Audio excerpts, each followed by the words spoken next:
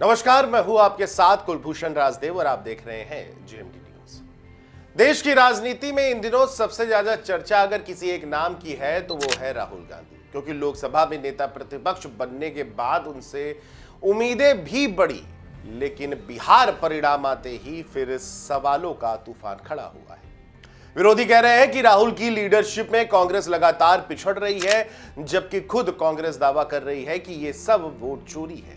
लेकिन सच्चाई ये है कि जनता अब पूछ रही है, आखिर कांग्रेस की ये लगातार गिरती पकड़ क्यों नहीं रुक रही है? क्यों राहुल गांधी बड़े राज्यों में जनता का भरोसा जीतने में नाकाम साबित हो रहे हैं? क्या वाकई समस्या संगठन की है, नेतृत्व की है या फिर रणनीति की है? यही 5 बड़ी वजह आज देश के सामने खड़ी है।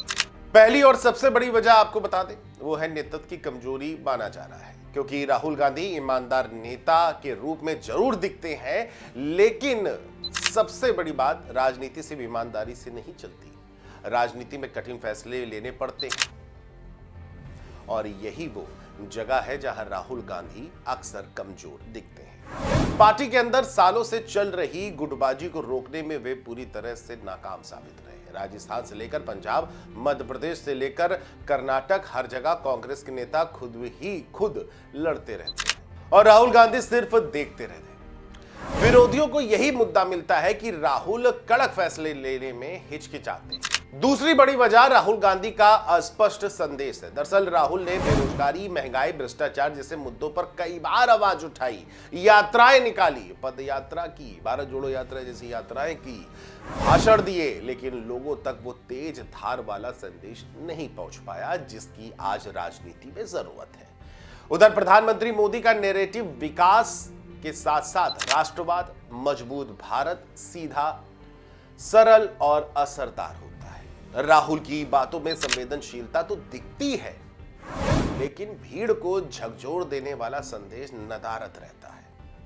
तीसरी वजह गलत रणनीति बताई जाती है, क्योंकि कांग्रेस लगातार चुनावी प्लानिंग में पिछड़ती दिखती है। कई राज्यों में मजबूत स्थानीय चेहरों को नजरअंदाज कर दिया जाता है, गठबंधन समय पर नहीं बनते, सीट बंटवारे को लेकर विवाद होते हैं। राहुल ने भारत जोड़ो यात्रा की, लेकिन उसका चुनावी फायदा उन राज्यों में नहीं दिखा जहां ये यात्रा सबसे ज्यादा चली थी। कांग्रेस हर चुनाव में आखिरी वक्त पर कैंपेन तेज कर देती है, जबकि बीजेपी चुनाव से 6 महीने पहले ही पूरा रोड मैप तैयार कर लेती है। ये एक बड़ा अंतर है कांग्रेस और बीजेपी में। चौथी वजह राहुल गांधी की इमेज प्रॉब्लम है, क्योंकि विरोधियों ने उन्हें पप्पू कहकर जो मजाक उछाला, उसका असर आज भी सोशल मीडिया और राजनीतिक बहसों में दिखाई देता है। राहुल गंभीर दिखने की पूरी कोशिश करते हैं, अंतर्राष्ट्रीय मुद्दों तक पर बोलते हैं, संसद में तीखे भाषण देते हैं, लेकिन जनता के दिमाग में बनी पुरानी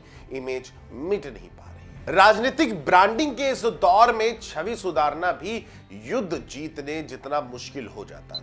और आखिरी 5वीं वजह आपको बता दें, संगठन की टूटती जड़ें बताई जा रही है। दरअसल कांग्रेस को जीने के लिए नए चेहरे चाहिए, आक्रामक टीम चाहिए, सोशल मीडिया पर मजबूत पकड़ चाहिए, लेकिन पार्टी अभी भी पुराने तरीकों से चुनाव लड़ रही है। यही वजह है कि राहुल गांधी की अगुवाई में कांग्रेस ने 3 लोकसभा और 63 विधानसभा चुनाव हारे हैं। बहुत बड़ी बात है।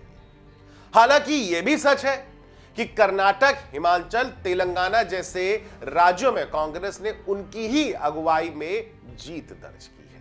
मगर सवाल यह है, क्या राहुल आगे वही गलती दोहराते रहेंगे या फिर कांग्रेस को एक नए मॉडल, नई ऊर्जा, नए नेतृत्व के साथ तैयार करेंगे? यह तो आने वाला वक्त ही तय करेगा, लेकिन आज की हकीकत यही है कि कांग्रेस को बदलना ही होगा, वरना हार का यह सिलसिला लंबे समय तक जारी रहेगा।